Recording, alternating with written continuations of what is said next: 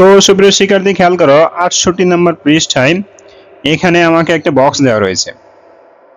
তো নিচের বক্সে তোমরা কিন্তু উপরের পড়াগুলো পড়ে ফেলবে অবশ্যই। নিচের বক্সে কি বলা আছে একটু খেয়াল করে, নিচের কোন কোন কাজটিতে ভ্রাতৃত্ববোধ ঘটেছে বা ভ্রাতৃত্ব প্রেম ঘটেছে বলে মনে করো।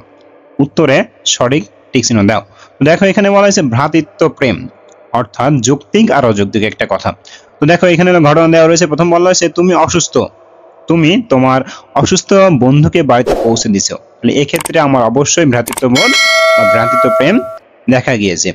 তারপর থেকে বলা হচ্ছে তুমি তোমার ছোট ভাই বোনকে আদর করো, অবশ্যই এটাও আমার ভ্রাতৃত্ব প্রেম দেখা গিয়েছে। তুমি তোমার ভাই বোনের সঙ্গে ঝগড়া করো, এটা কিন্তু ভ্রাতৃত্ববোধ দেখা যায়নি। তারপর দেখো বলছে তোমার বন্ধুদের ভালো দেখলে তোমার হিংসা লাগে, তো এটাও কিন্তু মিথ্যা অর্থাৎ অযৌক্তিক, এখানে ভ্রাতৃত্ববোধ দেখা যায়নি। তারপর দেখো তুমি তোমার সকল বন্ধুর বিপদে এগিয়ে যাও না, এটাও কিন্তু মিথ্যা, অর্থাৎ এখানে আমার ভ্রাতৃত্ববোধ বা ভ্রাতৃত্ব প্রেম যেটাই বলো না কেন দেখা যায়নি। তো চলো এরপরে আমরা সরাসরি চলে যাই 70 নম্বর পৃষ্ঠা। দেখো এখানে বলা হয়েছে শিক্ষক, বাবা মা বা গুরুজনের প্রতি ভক্তিমূলক 5টি কাজের কথা লেখো। এখানে 5টা কাজের কথা তোমাকে লিখে এটা পূরণ করতে হবে। তো সেই সাথে তোমাদেরকে আমি বলতে চাই, দেখো এর উপরে যে পড়াগুলো রয়েছে, রিডিং পড়াগুলো, এগুলো কিন্তু তোমরা অবশ্যই পড়ে ফেলবে গুরু ভক্তি দিয়ে, এগুলো কিন্তু অবশ্যই পড়ে ফেলবে, না হলে কিন্তু তোমরা এটা বুঝতে পারবে না। তো সুপ্রিয় শিক্ষার্থী চলো আমরা এটার যে 5টি ভক্তিমূলক কাজ সেটা উত্তর আমরা দেখে আসি। দেখো এখানে আমি দিয়েছি কাজের নির্দেশনা। তোমার বা আমার, এখানে তোমার না দিয়ে আমার কথাটা হবে, আমি এখানে ভুল কারেকশন করছি। আমার পাঠ্য বইয়ে নৈতিক মূল্যবোধ অংশ বিভিন্ন উপাখ্যান পড়ি, যা জানলে সেগুলোর আলোকে আমার শিক্ষক, বাবা মা বা গুরুজনের প্রতি যেরূপ আচরণ করে থাকি, আমরা যেমন আচরণ করে থাকি এমন 5টি ভক্তিমূলক কাজের কথা লিখি।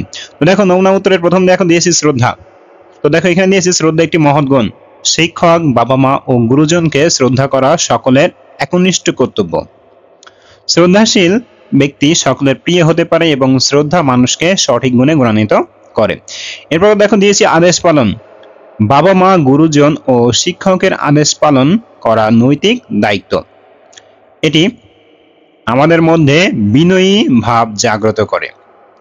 বাবা মা, শিক্ষক ও গুরুজনের প্রতি আমাদের কিছু কর্তব্য রয়েছে যা আমাদের সকলের পালন করা উচিত। এরপর এখন দিয়েছি কর্তব্য পরায়ণ। বিনয়ী ভাব বা নম্রতা, তো খেয়াল করো বিনয়ী ভাব বা নম্রতা আমাদের মধ্যে সঠিক চিন্তা ভাবনা ও সিদ্ধান্ত গ্রহণে সাহায্য করে, যা আমাদের ভবিষ্যৎ জীবনকে সুন্দর ও সহজতর করে। তারপর দেখো ভালোবাসা। বাবা মাকে ভালোবাসা প্রত্যেক সন্তানের কর্তব্য। শিক্ষক ও গুরুজনকে ভালোবাসে সম্মান করা সকলের মধ্যে নৈতিক মূল্যবোধের সৃষ্টি করে।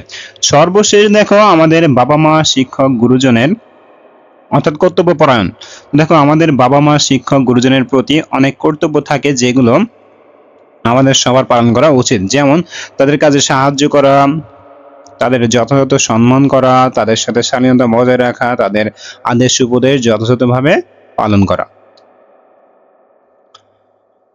তো সুপ্রিয় শিক্ষার্থী, আশা করি তোমাদের 70 পৃষ্ঠা বন্ধ যত সমস্যা ছিল সব সুন্দরভাবে বুঝতে পেরেছো। আজকে ক্লাসটা এই পর্যন্ত। আগামী পার্টে আবারও দেখা হবে অন্য একটা পার্টে।